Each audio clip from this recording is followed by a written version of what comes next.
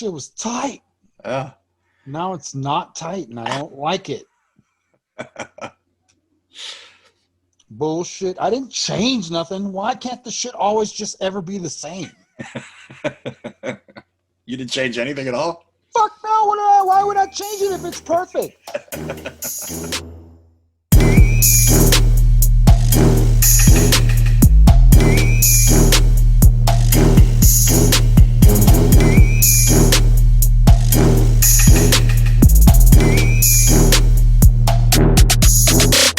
Hello, everyone. Hey, everybody. It is episode 6. And I got to use 2 hands now. We are now with 2 hands. Tonight we have the awesome man behind Riff Rag, Mr. Anthony Welch, affectionately known as Dub. A-Dub. A-Dub, that's right. Riff Rag has been a long time local music zine. It actually started out in print format way back in the day. It's like I said, it's always been a place to look for if you needed info as to what's going on musically in our town. Right. And now he's switched to digital, but he's still got it going. We'll get all the information from him tonight so you know where to go. So you can still follow the Riff Rag. He's also a man of many projects. He's in, I think, about 3 different bands, man of many talents. He plays guitar, plays drums, vocalist, great golfer, just an all-around great guy. But we think you're really going to enjoy this. So without further ado, here's episode 6. Anthony Welch. And don't forget to like and subscribe and share. Thanks, Brian. All right. Here we are with Mr. Anthony Welch. Anthony Welch. Anthony Welch, the mighty. Riff Mag. Red 5 standing by. How you doing, Andy? Hey, Andy, I did it again, Anthony. You son of a bitch. I tell you what, Anthony is affectionate to me, has always just been known as Dub. So I'm going to call you Dub from here on, if that's all right. Cool with that, so I don't say some stupid ass name again. That's Dub is way better than Andy, bro. So let's talk a little bit about Riff Rag. I remember when it was an actual print zine. Did it start out that way as well? Yeah, I was working as the editor of a little weekly newspaper in Manitou Springs at the time. And I had picked up the Rover back in the day. And I was always a fan of that magazine.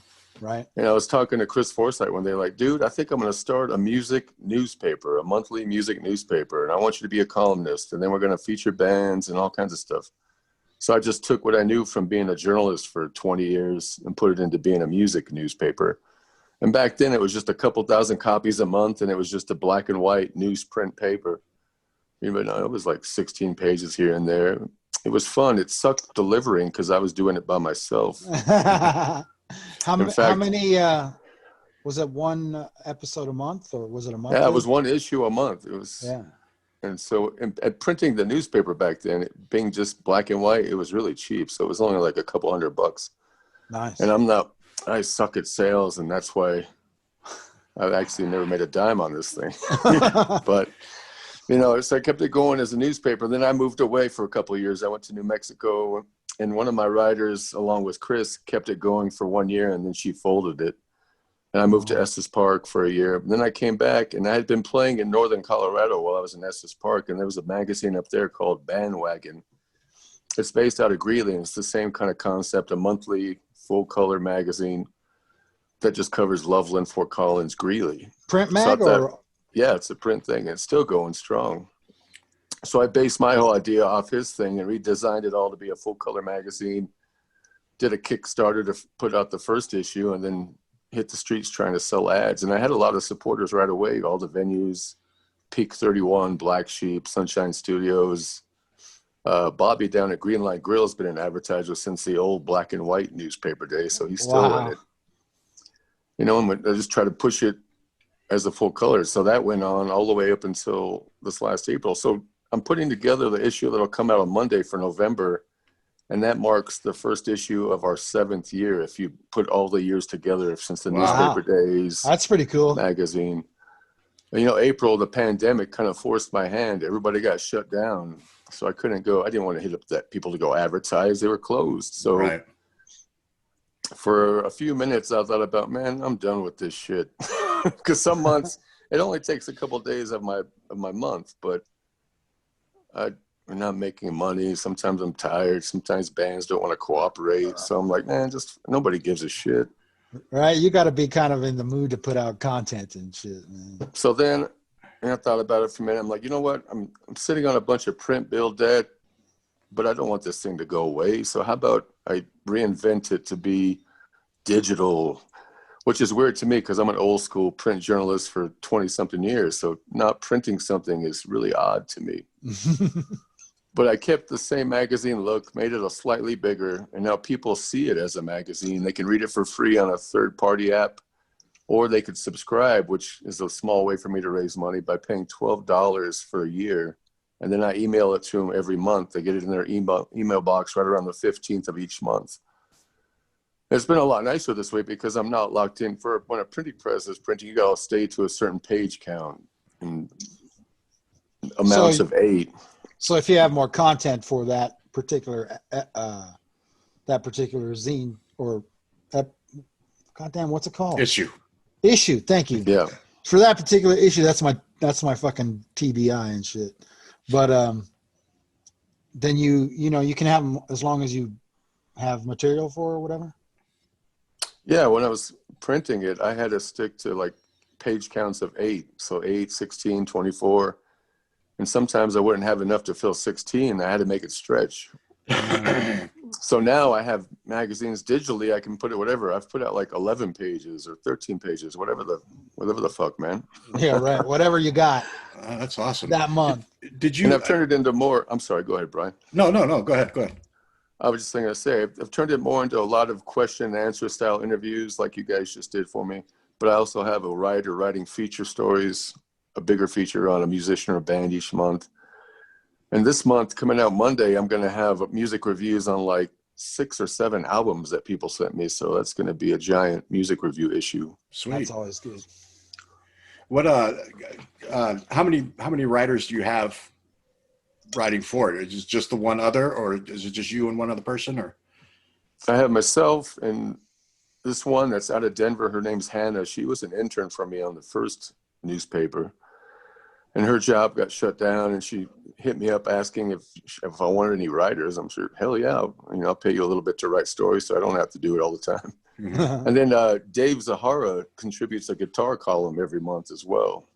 Yeah, truth be told, I was unaware, and I apologize for this, but I was unaware that Riff Rag was your brainchild. I for whatever reason, I thought you had gone in there and were just like worked your way up to the top of the totem pole kind of thing. That's pretty impressive, man. Thank you. Oh, it's been awesome. I still have plenty of the issues that I had from when I was back there, kind of stored away. Obviously I still have the sizzle issue, all that, but I just had a question. It is nicer sometimes. I mean, for an old school guy myself to have something, to sit on the shitter with and actually turn a page and shit. I mean, do you have as much? Do you get more viewership now that you're digital? I wasn't really sure how many people were actually picking up the physical one. I had, for the last year and a half of it, I had a distributor that I was paying who was taking it to like 600 racks. And he was telling me that it was flying off his racks everywhere. But then every time I went somewhere, there was like a full bundle there. So I was like, I think this guy's just trying, because I was paying him like $500 a month.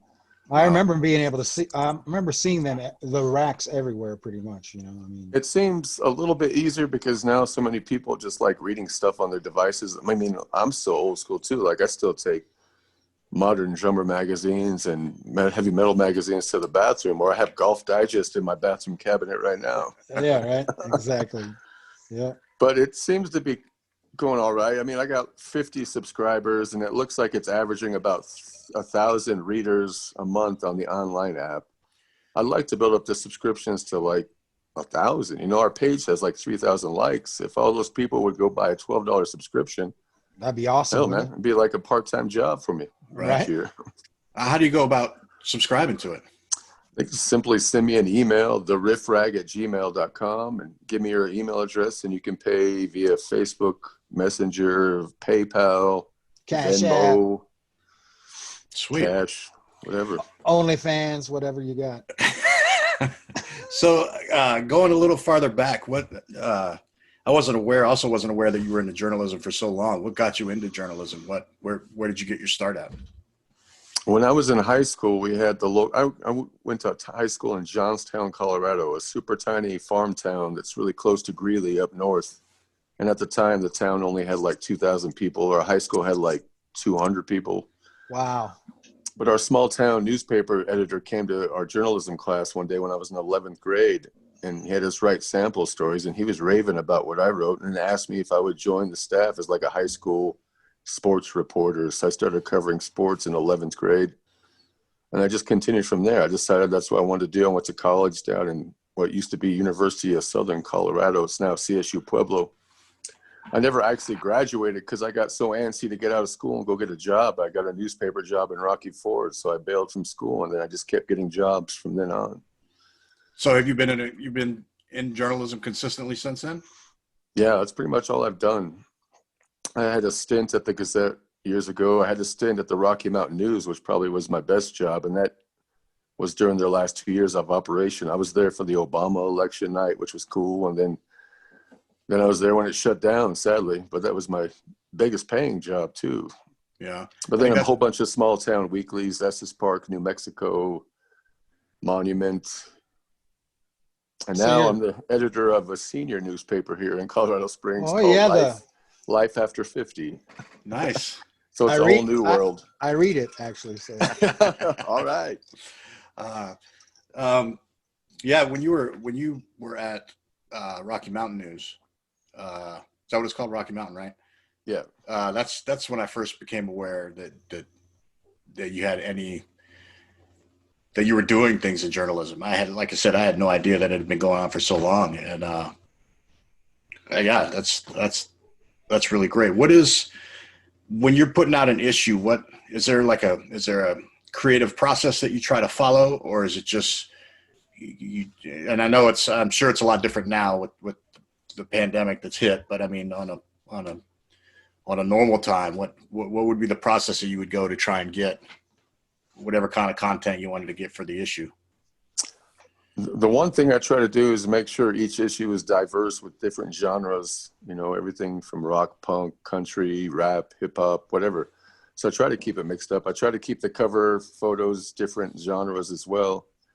And now with the pandemic, I'm pretty much doing emailing people Q&As and asking them to send detailed answers back and photos back. And then my reporter's calling musicians and interviewing over the phone. I have an ongoing and never-ending list of bands and musicians. That's the good thing about this area. It's funny, people say there's no scene, but holy shit, I have a never-ending list, man. I mean, I'm never going to run out of stories. It's a good thing. That is a good thing. And that's kind of something, that we're kind of hoping to do is get a diverse. Tap into our own. Well, that's, part of the questionnaire that you sent us was, what decided, what made us decide to keep it local is because you fucking talk about what you know, right? Yeah. And we've got and always have had such a diverse, if not all the time vibrant, but hugely diverse scene here. Right. And now, obviously, you're also been a part of the music scene. I don't know where you find time to do all this. I was looking at your page the other day, and you're a part of like 5 different projects as far as bands. 4 or 5. Not anymore, really. It's only like 3 now. Still, I mean, it's at one point it was 5. 3 more than me. It's three projects there. You're doing the Riff Rag. Being a family man. That's all that stuff is. It's pretty cool. You're an avid golfer. You still golfing, I assume, yeah? It was twice a week until it got cold. Yeah. But I actually am going to go later on today too. So. So what happened with tonight? You said you had a show load in. I'm guessing, did anything happen with that? Well, here in Colorado Springs, Christian knows about this. As of later today, they're putting us on stricter restrictions for the pandemic. So it's going to put the capacity, like for Sunshine Studios, way down. And that show had already sold like 130 something tickets. So they were only going to have like 50 people. So we just decided to postpone it for January and see. Hopefully things will be a little bit calmer and try to be safe. Is that just a regular show, or is that metal fest that they were putting on over there? That was a different show. That was going to be tomorrow, I think. This was just going to be a metal show I put together with one of my bands and Death Ride and a couple other bands here in town. Nice. Sunshine has been able to do these shows where they have all these tables and chairs spread out, and it's kind of odd, but it's good because we still got to be on stage. But like, there's a guardrail that's 30 feet back from the stage. Wow. People are all sitting down like it's a lounge show, but it's safe, and everybody's wearing masks when they get up to go to the bathroom or go get a beer, and then they can do whatever they want at their own table if they're comfortable. But I've been grateful for that because we've done a couple of shows there during the pandemic, and it's kept us feeling like we can still do stuff. Right. That's awesome. And we've talked to a few different bands. It's it's kind of few and far between when you guys get to. And I've told a couple guys down where I'm at here in Long Beach, Mississippi. It's a lot of times you wouldn't even think anything was going on at all. Now, I'm not a regular at any clubs down here or anything like that. I know basically nothing about the scene down here. But I can only assume that every time I've seen any bars or anything like that, they're packed to the brim. Everybody's packed in there. There's no mask. Everybody's partying like it's just another day. So I assume that the music scene is doing the same here. Which, I mean, it's not something I'm going to stick myself in the middle of, but everybody certainly, if they're not going to have the restrictions, I mean, what can you expect them to have? If that's what people want to do, if that's how they want to go about taking care of themselves or whatever, then so be it. That's a prerogative for sure. Which one of your bands, or have you been actively like recording or writing or anything like that in any of your bands? Planetary 27, we just cut a 10-song album in a couple days in a really quick live session kind of 2 weekends ago. We're hoping to release that in January, and that'll be at this rescheduled show probably. Wow. And that's kind of like a thrash band I joined up with last year. A couple guitarists that were in Pain Machine, RJ Diaz and Tom Prose. Oh yeah. It's a bunch of old school dudes, and we have a singer, Jeff Stroessner. He's been around for a long time too. I'm actually the second youngest in this band. It's pretty awesome. That's right before I left Colorado, I had a practice place that was directly next door to RJ and Tom. And boy, I tell you, everybody within a 6-block radius knew when those guys were there to practice, man. They had the loudest gear. And that was pretty much the stuff they were working on for this band. I guess they went through a slew of drummers before I came in last year, and then it worked out. Yeah, excellent. What about future plans for the magazine? Like, are you keeping it entertainment focused, or are you dabbling with like more serious stories now and again?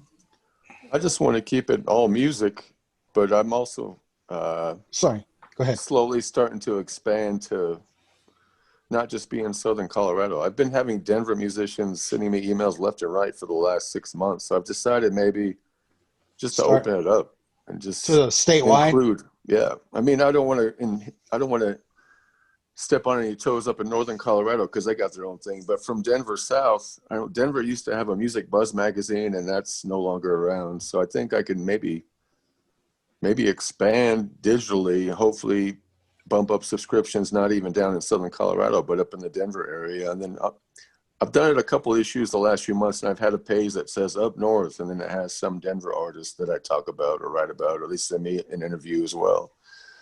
So, I mean, I just want to bump up subscriptions, bump up advertising, make it a little bit of money maker, because I'm paying off some debt from the print one, to be honest, because I'm such a shitty salesman. I couldn't sell ads for life. But in my mind, the show must go on. So I just kept forging ahead. Yeah. That was probably stupid, but I didn't want to let people down. All right. Yeah. No, like I said, I recall the Riff Rag being around, seems like forever now. You could count on it an issue coming out that you could read about your friends or see what's going on in town. You know what I mean? I mean, it's good. It's good to have that kind of thing in our little space. I've been dabbling and tinkering with sort of an interactive PDF that I would like to include in the subscriptions at some point, where if people clicked on like Dave's column, it would send them to a link to his YouTube page and they could watch the lesson he's talking about on video. Mm-hmm. And send bands have links that would, people click on this stuff in the PDF and it'll take them to like a band's music video or a band's website. I'm still messing around with that, but I hope to have that coming around this next year. So that sounds fun. As far as whether it be music or journalism for you, who would you say have been the three, not necessarily biggest influence, it could be, but three people that have helped you the most throughout your career of all that you do? You know, the guy who gave me my start in that small town was probably pretty important, and we still remain contacted via Facebook and stuff, and we've had lunch over the years here and there.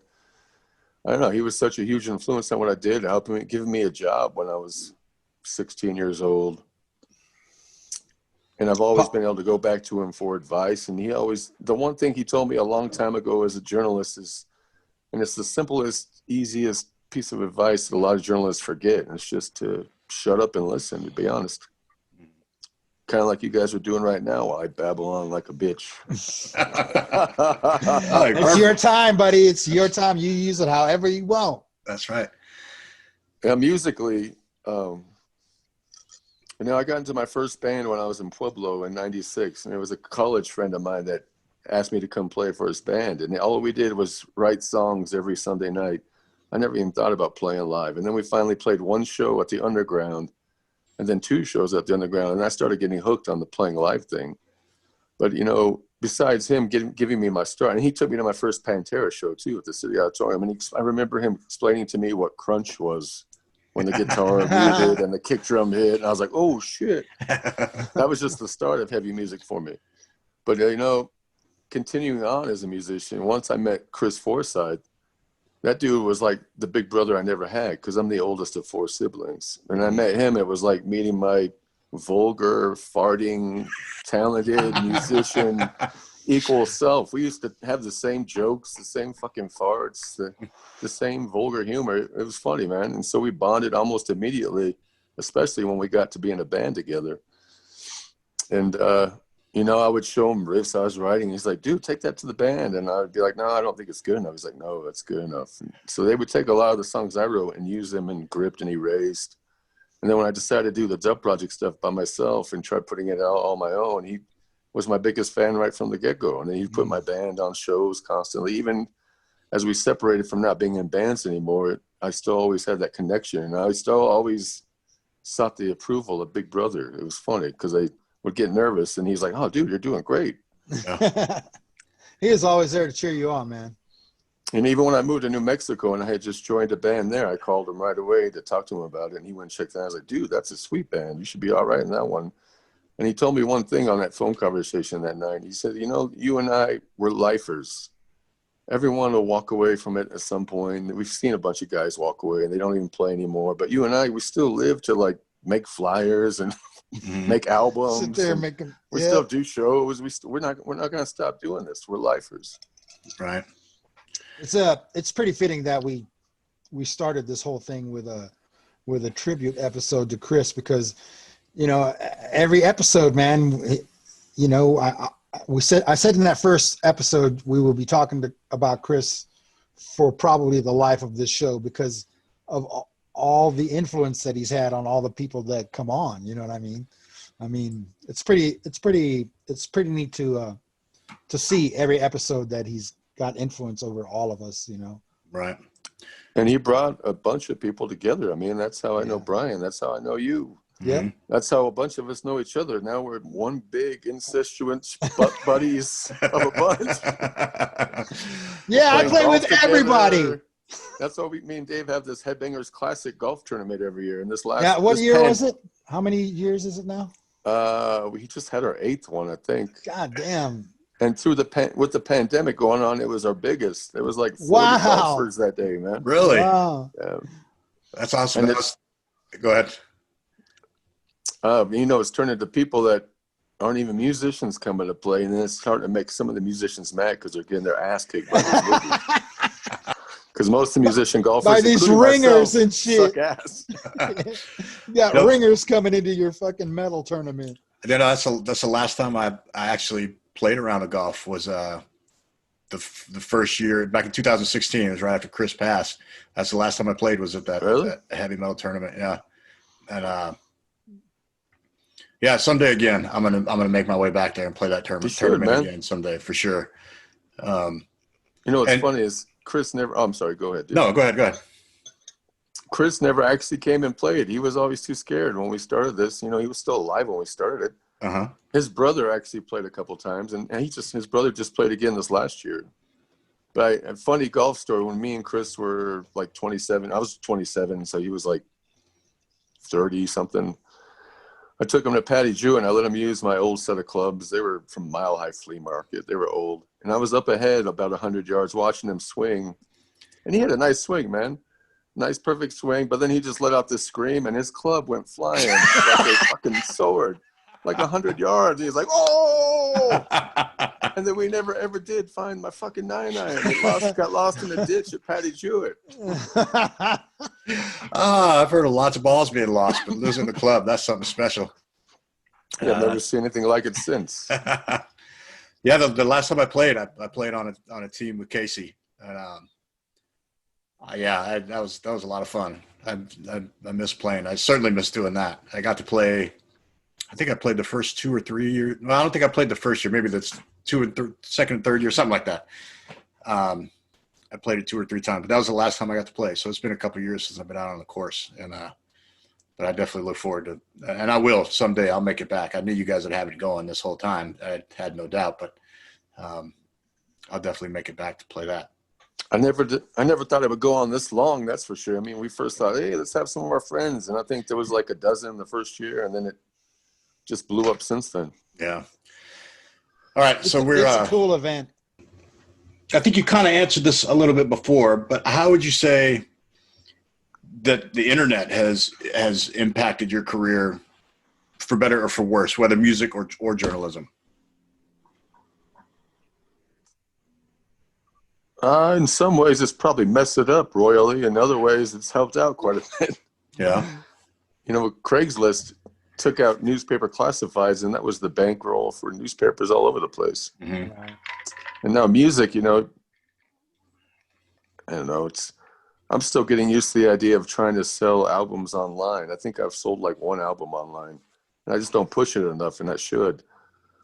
The reality hit me almost a year ago. We put out the Dub Project CD, and I had a bunch of friends want one, and then they were emailing me later like, hey, can you send me the MP3s? And I'm like, why? And they're like, well, my car doesn't have a CD player. I'm like, what the fuck, man? When do they take CD players out of cars? Right.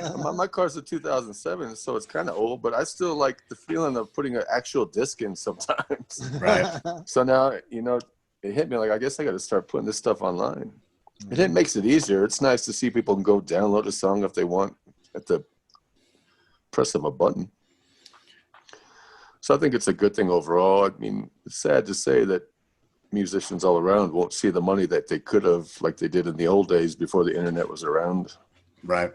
I personally, I'm the same way when it comes to, it's still weird for me to just go download a song, or that's how you get an album. It's just by downloading.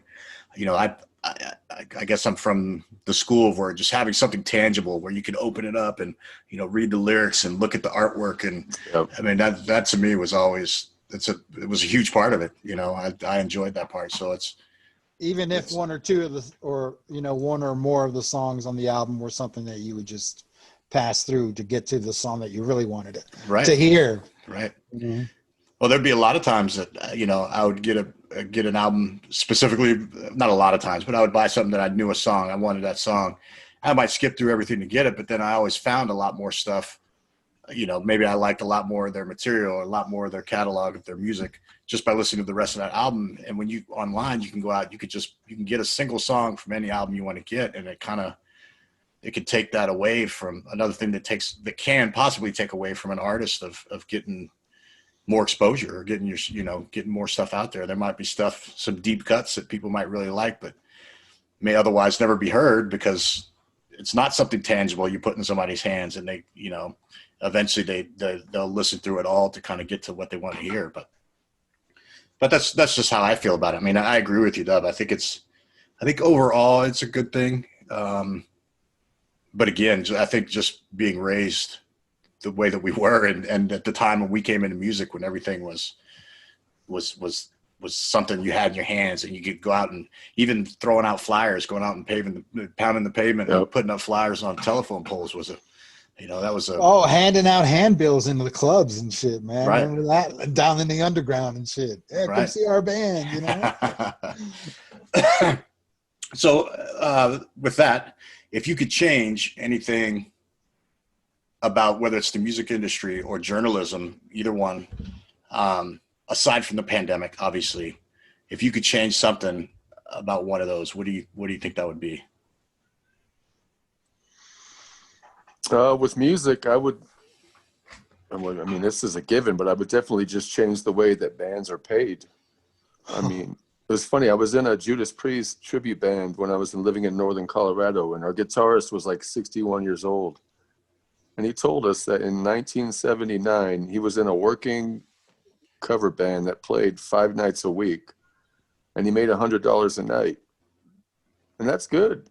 Yeah. But that's what I was making in a cover band in like 2010, $100 a night. So what the shit, man? 1979, and nothing's changed, really. Right. There's some bands obviously getting paid way more than that.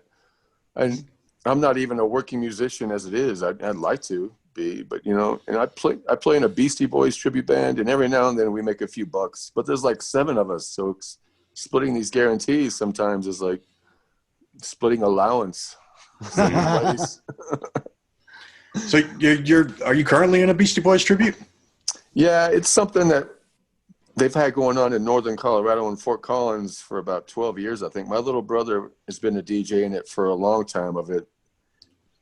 And they lost their drummer passed away like a couple years ago. They went through a few drummers, and their last one passed away of a heart attack suddenly. Wow. Oh, wow. And I told my brother, dude, if you guys need help, I'll come jam those tunes. And he's like, well, how about you just join the band?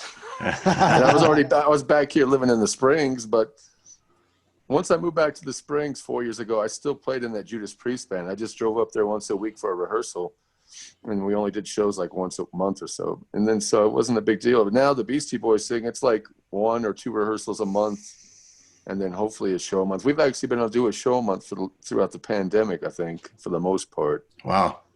That's a good time. I remember, I always think about Brass Monkey when I go do that. I don't want people to think, hey, I went and formed my own. No, this one's been going on for a while. Yeah. What is it called? Some younger dudes.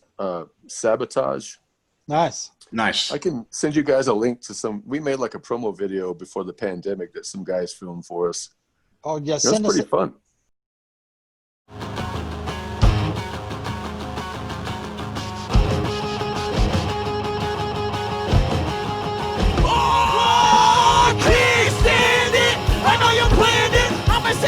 This Watergate, cause I can't stand around you when I'm in it. Cause your crystal ball ain't so crystal clear. I need to say a little something that's long overdue.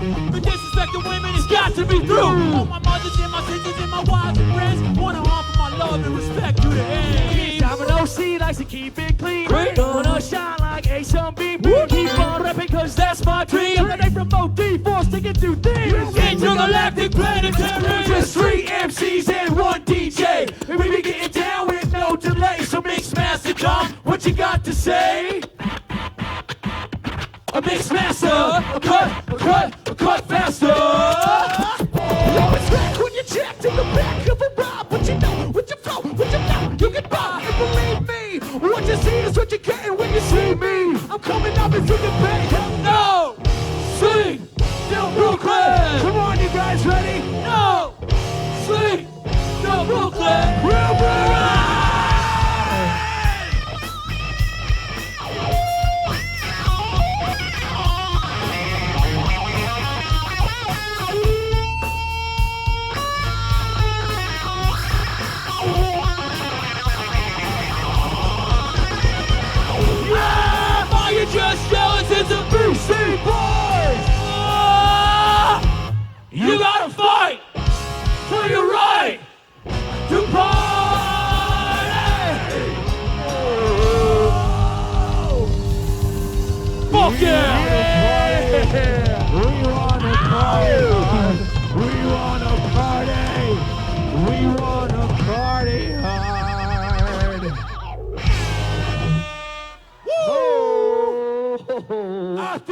reserve the right. No, I'm excited to hear it, man. I actually got, as soon as you said it, I got thrilled, you know, being a part of Brass Monkey, and I certainly would never think of it that way. I'm psyched that you're doing that. I think that's really cool. It's a fun bunch of guys, and they're a little bit young. I'm the old guy in that one for sure. I think there's some guys that are like 10 years my junior, but there's some high energy MCs jumping around all over the place, and then a really good backing band. We have this guitarist, Mike Shamrock. He's in like 6 bands, different, you can name it. He's like he's like the Dave Zahara of Northern Colorado when it comes to playing skills. Wow. Right on. So That's saying I'm a lot. honored to play with some talented guys. And I never thought I'd be playing Beastie Boys stuff, but it's a fun, good time. We did a drive-in theater show in Fort Collins last month. It was actually pretty cool, man. Like, we were on a big stage, but all the sound, it was a quiet stage, so everything was direct, and we were all in-ear monitors, and the audience heard everything through their car stereo, like if they were watching a movie at the drive-in. Nice. And then we were projected awesome, on the big screen. There's this association up there, the Fort Collins Musicians Association, that was putting these on, and it was awesome because they had these little tiny 70s camper trailers that were redone as your backstage green rooms. Nice. We got food, we got free drinks, and they paid us all like $100 each, and we only played like a 45-minute set, so we didn't have to bring any gear, electronic drums. It was pretty sweet, man. It was different. It was like what concerts might be like in the Demolition Man days in the near future. Yeah. We're just going to have Taco Bell and drive-in theater shows. Taco Bell in pill form. We're going to have headphone sex and everything. Whatever brings the shows back. We already have the weird video phones like they had in Demolition Man. It's crazy, some of the stuff that's starting to happen. Yeah. I'm going to get fined for saying shit when I walk down the street. Right. We might figure out what those 3 seashells really are meant for now. Oh crap. So we'll start with the journalist side of it. What do you suppose is the craziest thing that's happened since you've been doing Riff Rag? What is the craziest or the best interview or the biggest response that you've got on any of your particular issues? Is there any issue that sticks out that's really been that's really kind of gotten the notoriety for Riff Rag out there? That's hard to say, man, because I always stick to music and I leave my politics and opinions out of it all. I just want people to enjoy the music aspect. Chris's columns used to get a lot of good response and attention. They went from being funny to insightful and good advice to dumbass young musicians who do stupid shit at shows. And I thought they were so good that after he passed, I went and gathered them all and I started reprinting them in every issue again. And then they refinished and I got sad. And I'm actually thinking about, since it's a new age of digital, rehashing them again for people who didn't get to read them the first time around and printing them every month all over again, because it's timeless stuff that'll never stop being relevant. Right. Yeah, I tell you, the advice that I ever got, and I've shared this a few times, advice I got from Chris was it meant everything to me. And he was paramount in what I've been able to do musically or playing live or not walking away. And I mean, for whatever reason it may have been, but really just keeping my musician abilities up to my own par. Even though I'm not playing in a live band, I still play at home. I still write. I'd like to record, at least put down some tracks of my own someday, whatever the case. But I don't think that would have been possible for me without Chris. I think at some point I would have just been like, what's the end game kind of thing, and as opposed to doing it for the love of it, And there's another thing with Chris that I thought was so great was he was so honest with people. You talk about these dumb things that these young punk kids would do in a show. Get off my lawn. But he would have no problem being honest with them and telling them, hey, don't fucking do this shit. You know, you gotta just stick to what you know and practice. You know, be on time, fool. Right, you know, don't fucking be late. Get your craft. You know your craft, perfect your craft, always evolve, and always keep it going. And I don't know, it was paramount for me with his advice. Which brings me to my next question for you. What, as far as musically goes, and I think we already covered this as well, like the best advice that you've ever gotten, or better yet, how about if you could turn back time and you could go talk to your 18-year-old self or 16-year-old self, what would you tell him in general about what's to come? I would have told him to jump in a band a lot earlier than age 20, probably. And I would have probably told him eventually you're going to have to get out of journalism because it doesn't pay dick. Now I'm stuck in it. Like I can't get jobs doing anything else because that's all I know. And I'm happy because I always wanted a job that never felt like a job. That was my goal when I was 18 years old. And people used to think I was a daydreamer. I'm like, dudes, I'm going to enjoy my job. I'm not going to stare at the clock and hate it. And there have been some tough jobs here and there, some parts that were miserable, but overall I've been lucky and I had the flexibility. Sometimes sneak out, go play golf, whatever. Be a father, go take my son to do stuff during the day or watch him, go pick him up from school when I have to. Musically, I would have just told myself, I don't know, prepare for the internet. So long? Prepare for the internet. Right. It's funny, Chris's sister Kathy was making a documentary like 20 years ago, and I saw some of that footage after he passed, and I was in an interview caught saying that I'll probably be done with bands when I'm like 27 years old. I'm 45 now, and I'm not going to stop until I get some arthritis, probably. No, you'll still find a way. Did Kathy ever put that out? I don't think so. I remember somebody had all the footage she had because there was some good stuff in there.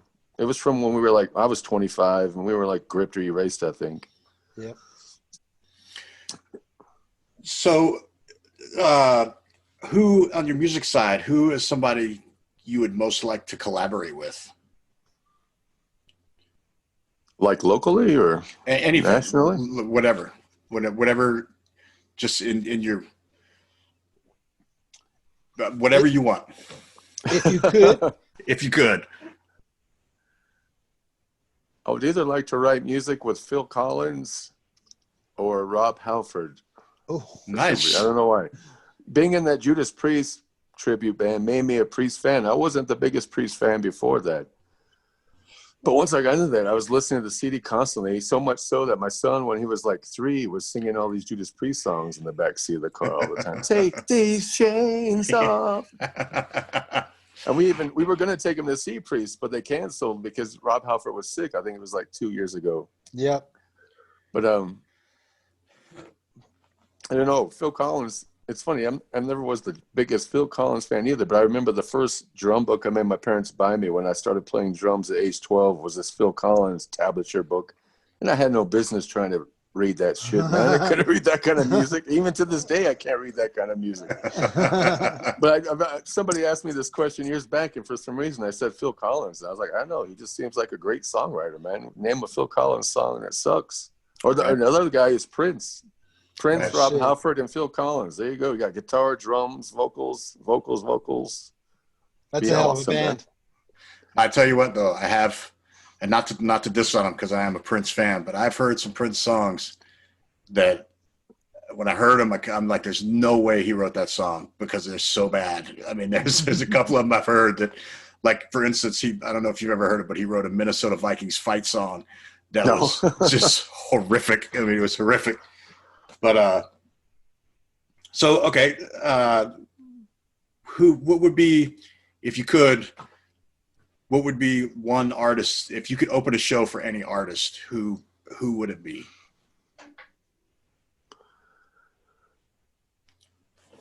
It sucks because half of them are past, but Pantera was the band that pulled me into metal from the beginning. I went to like my first 4 or 5 heavy metal concerts were all Pantera. You know, I wanted to be Vinnie Paul. I started taking Vinnie Paul's ride cymbal grooves. I still use them to this day in bands. All kinds of drumming stuff. Either that or Van Halen. Van Halen and Motley Crue were my childhood things that got me into hard rock at like 8 years old, 9 years old. I was supposed to go to a Motley Crue concert when I was like 9. My grandma was going to take me. And my mom put the squash on it because she was super Christian at the time, believing all the devil worship hype. God damn it, Mom. I even had to go to a church seminar about devil worship and rock music when I was like 9 years old. So I had, needless to say, I had to smuggle Shout at the Devil into my house when I was in third grade. Yeah, did you ever get caught listening to it? No, I never did. Cool. I even did an air band contest in third grade. My mom didn't know about till I was an adult. That's one of the things that also got me into, before I really knew anything about metal or anything about, one of the things that got me into rock music, I used to take a tennis, I must have been 6 years old, 5 or 6 years old. And I used to take a tennis racket and I would air guitar Hot for Teacher from Van Halen and just jam out all day long and do that kind of stuff. And between that and I got an acoustic guitar when I was 7 years old, and I used to sit on my bunk bed and I'd listen to Statler Brothers songs, and I would just sit there and I would strum it. I didn't know any chords or anything, but I'd sit there and strum it and sing Statler Brothers songs all day long, man. It was the greatest. So what's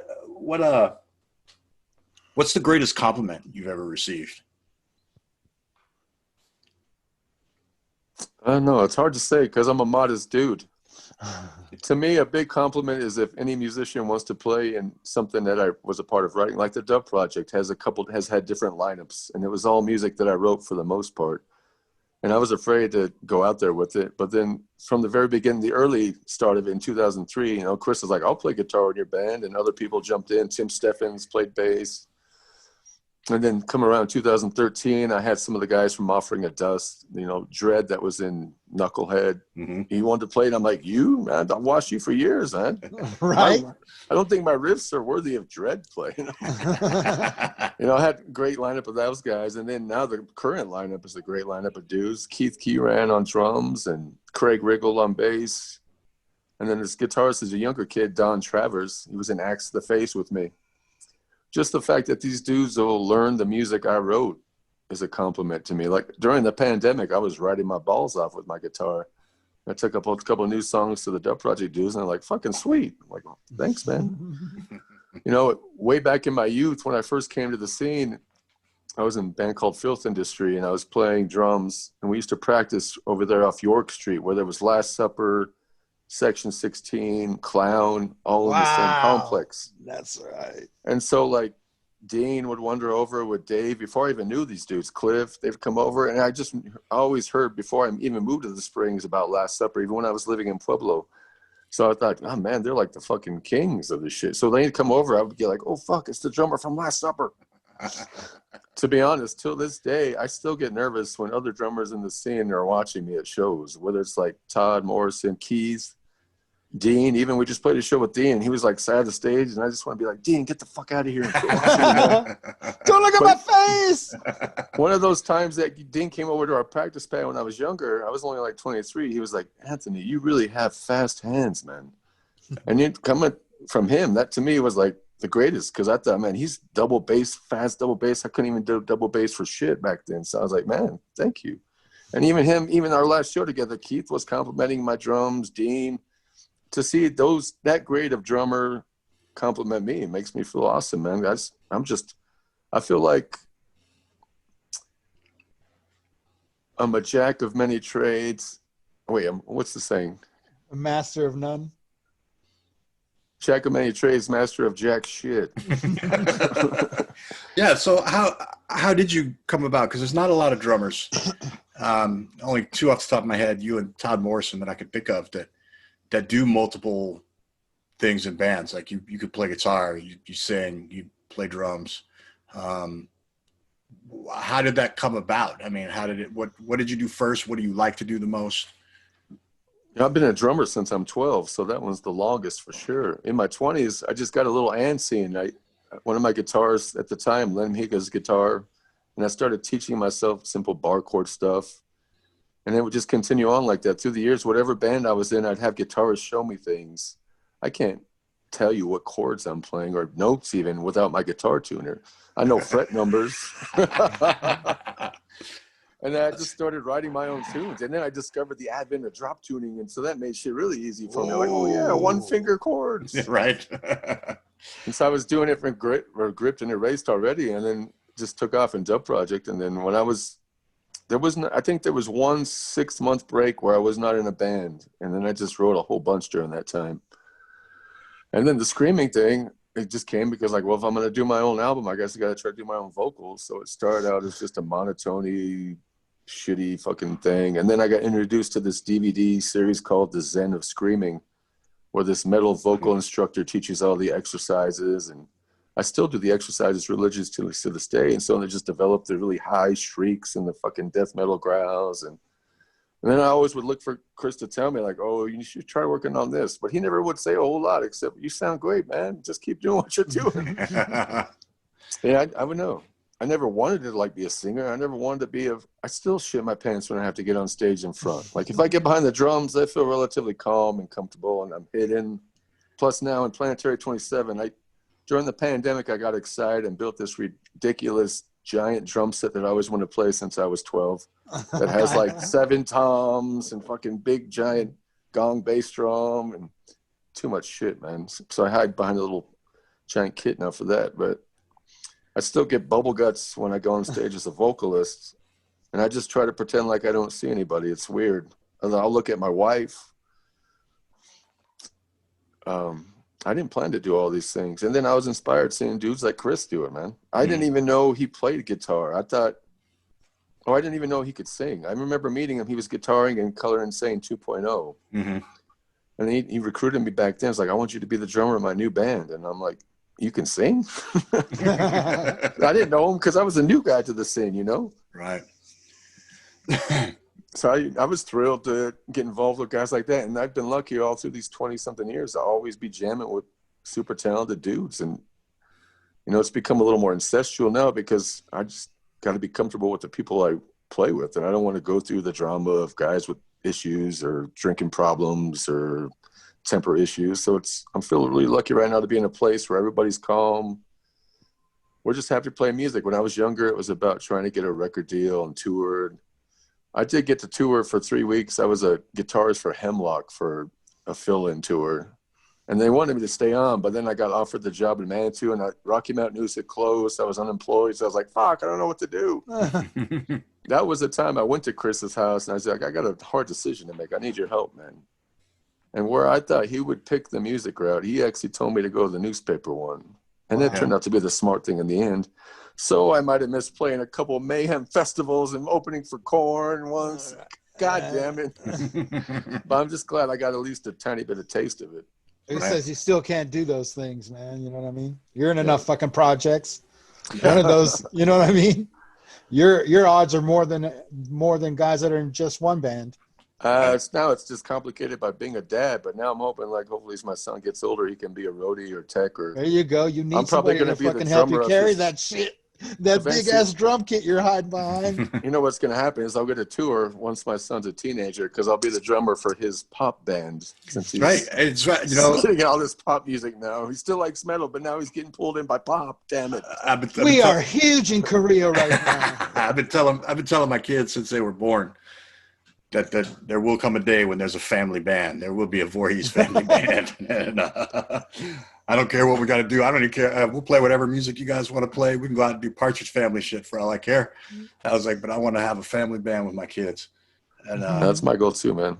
Yep. And I've been lucky enough that my son's actually joined me on stage now. I think it's like 7 or 8 times to do some backup vocals on a song. Wow, that's awesome. That is really There's cool. a video of that too on YouTube. He does this little horns high till I die. And then my wife, me and Craig and Todd did a recording project a year and a half ago called Train After the Wolf. Mm-hmm. And it was the 3 of us writing all the music. And then we brought in 5 or 6 different vocalists to record the vocals on songs. We tried doing a couple shows of it, but goddamn, there was so many logistics on getting all these singers rehearsed and coming into practice. it was tough. So we haven't done any since, but it was a great album. My son, when he was 3, we were driving down from Estes Park, and he was talking about having his own kid band. And I was like, what are you going to call it? And he's like, just like that, he was like, Train After the Wolf. I wrote all the guitarists for this band, and then had Todd and Craig come drop all their input in bass and drums. I'm like, dude, we're going to name it this. And I told Jackson, he's like, you stole my name. I'm like, it's a tribute to you, son. You created this. I even put on the back of the CD sleeve, Train After the Wolf name, created by Action Jackson Perkins. And then my wife actually sang some vocals on a song on that album, Well, so she got to jump on stage for the first time in her life a couple times. Nice. It was a new experience for her. So I've had the family be a part of it already. My goal now, and not getting signed or whatever, is I want to be in a band with my son when he's 18, 19. And I'll probably play whatever he wants to play. I'm hoping it'll be metal, but right. I'll probably be playing some fucking Justin Bieber covers and shit. That's good stuff. So drama filled, you're not dealing, you know, and Malachi, it was just understood. We were all family guys. And so I really appreciated that about them. Before I was a dad, we used to call Malachi the dad band. Like when I was in every kid I hate, we're like, sweet, we got to do a show with the dad band. Now I'm totally in a lot of dad bands myself. You know, I'm very grateful because my son went to a lot of band rehearsals when he was younger, but he was always content. He'd have his headphones on, he'd be enjoying the music and enjoy. When I started playing guitar, he came along and wanted to play bass. And like one of the first bands I was ever in, actually, you can ask him about this. It's fucking hysterical to me. I was playing bass.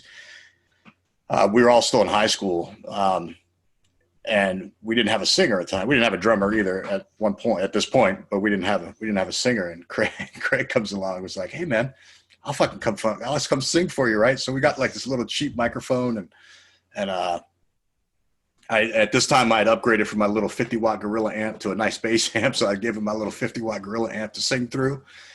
And it was something else. You'll have to ask about it. It was funny, but ever since then, I mean, since I was, 13 years old, 14 years old when I started playing, I've always played with him. So I'm glad to hear, I haven't talked to him in forever. He don't return none of my messages.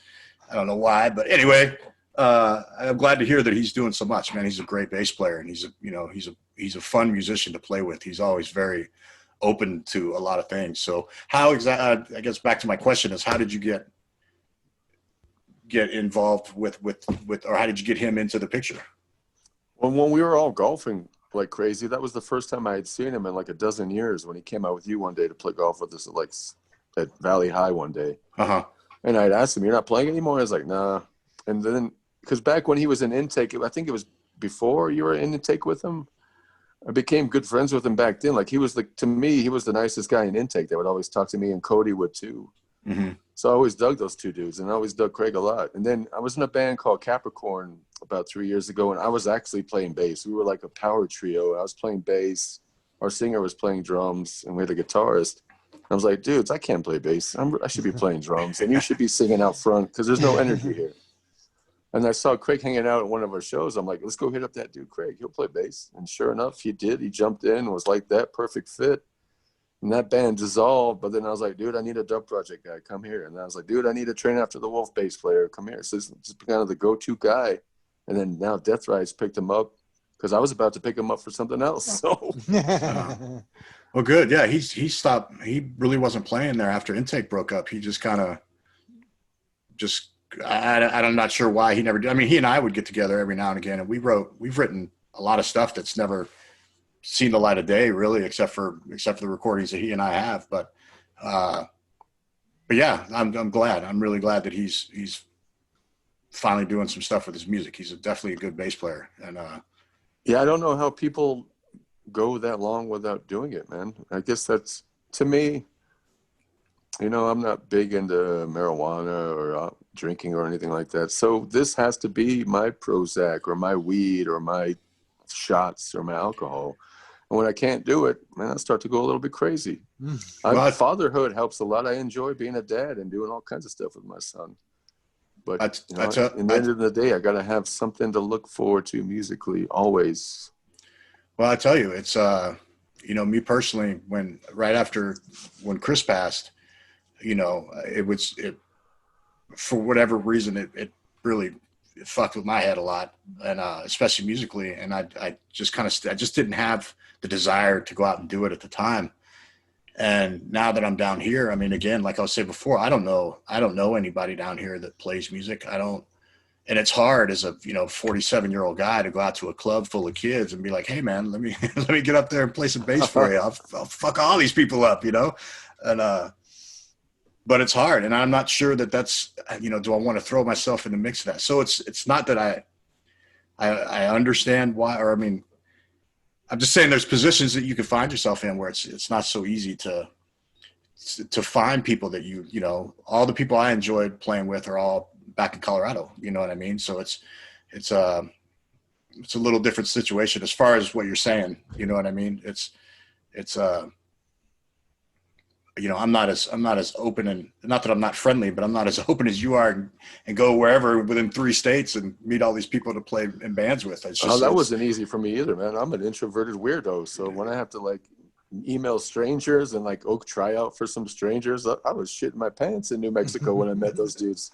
Yeah, but then it turned out, it was funny because there's always, and the same thing in Northern Colorado, when I go jam with those guys, there's always different unique characteristics of these different musicians, but they're all similar in the same way. Like there's my guitarist up there reminds me of guys down here. My bassist up there reminds me of guys there. The people in New Mexico became like the Springs family I had as far as musicians. Really nice, down to earth, talented people. And I was like, man, this is kind of weird. We may be strangers, but then we can all come together and this easy and be friends. So it was scary for me too. And in that little town I was living in, I was actually 75 miles south of Albuquerque. So I would drive 75 miles one way to go to practice once a week for the own band. Yeah. But I met this older gentleman in the town I lived in who had like this little man cave of a mobile home thing. And I'd go over there and jam with him, and he jammed blues, Hendrix, you name it. We played whatever. He was a cool dude. So I was grateful for that friendship. And that was hooked up because somebody I met at the newspaper was like, oh, I know this guitarist. He wants a drummer. You should go talk to him.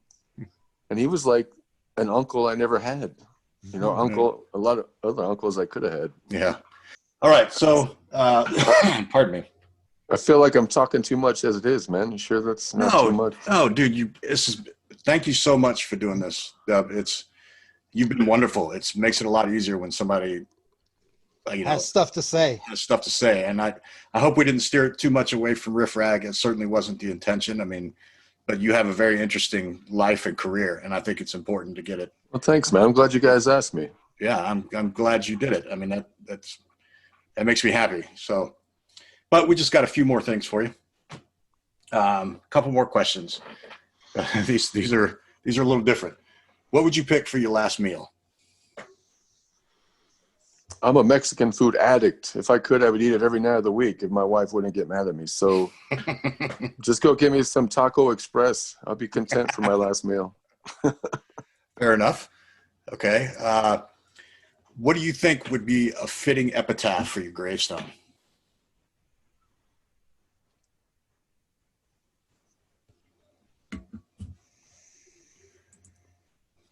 Jack of all trades, master of jack shit. Or heavy metal dad, husband, son, brother. Horns high till I die. There you go. There you go. Nice. And how do you feel about garden gnomes? I'd like to kick them in their garden gnome dick. Perfect.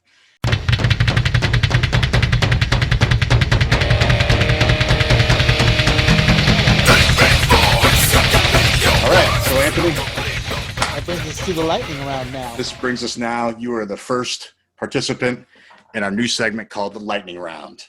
What we're going to do is we're going to rapid fire ask you 5 questions. Take as little time as possible. These questions come from viewers all across the globe. That's right. This segment is brought to you by the viewers around the world. So we want you to take as little time as possible to answer these questions. And we'll go from there. And like I said, it'll be rapid fire, 5 of them. I'll start, and Christian and I will switch off the questions. You ready? Yes. All right. How do you feel about meat in cones? Strange. Describe the color yellow to someone who is blind. Imagine what urine looks like. If Germans were the tallest people in the world, how would you prove it? I don't know. Name 5 uses for a stapler with no staples.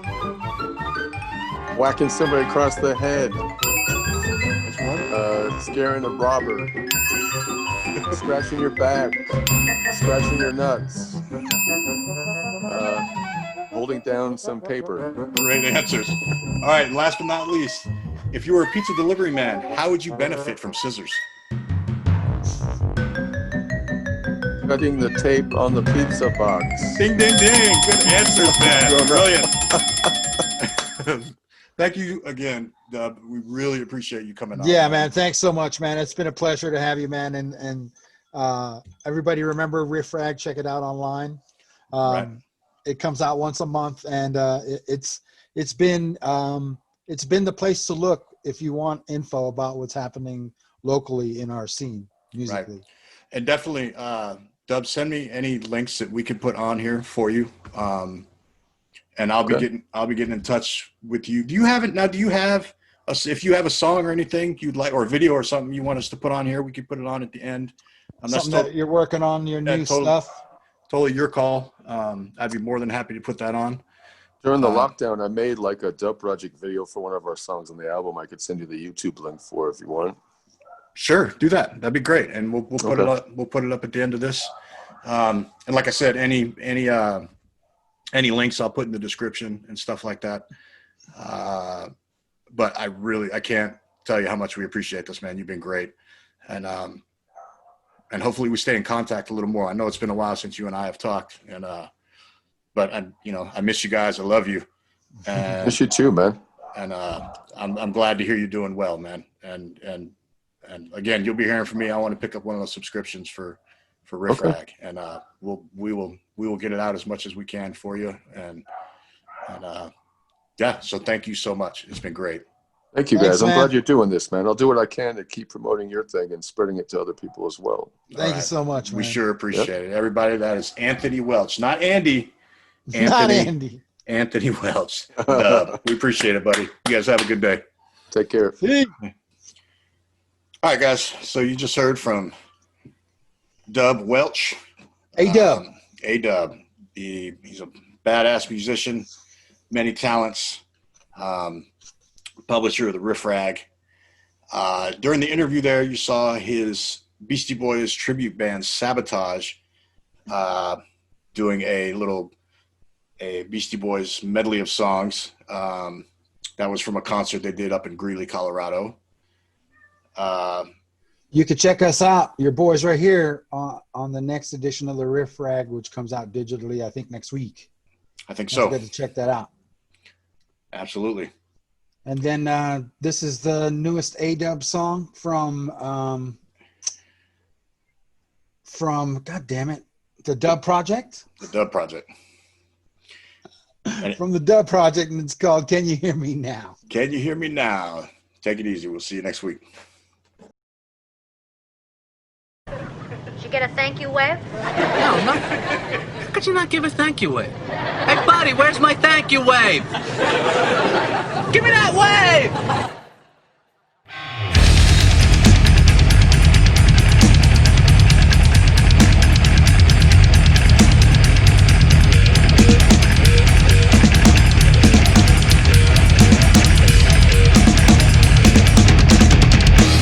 Walking, waiting, it's inevitable. The next zombie will cruise for the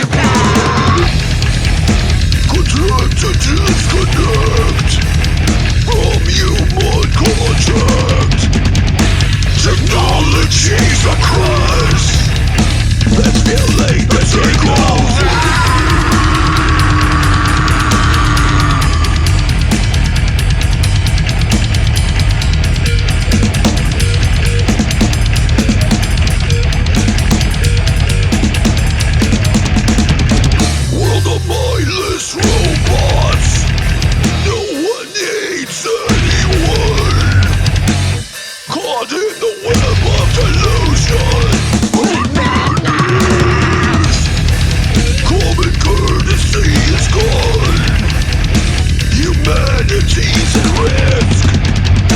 Technologies of curse. That's feeling the cycle.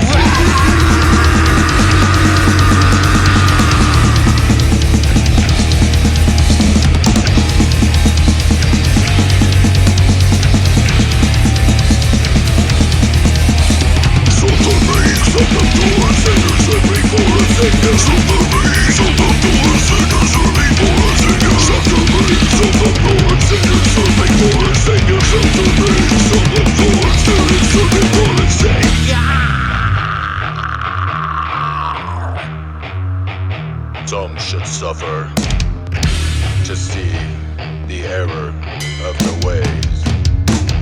We'll all suffer.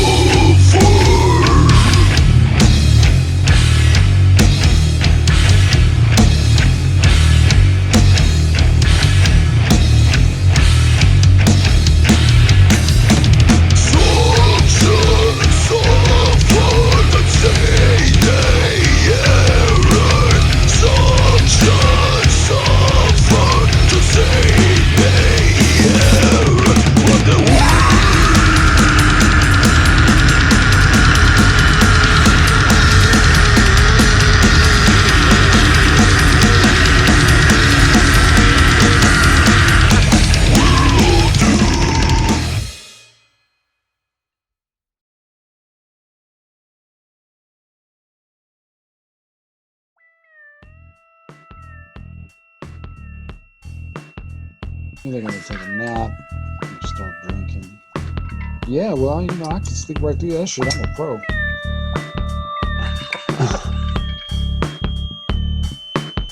Yeah. Yeah, that's good. Yeah.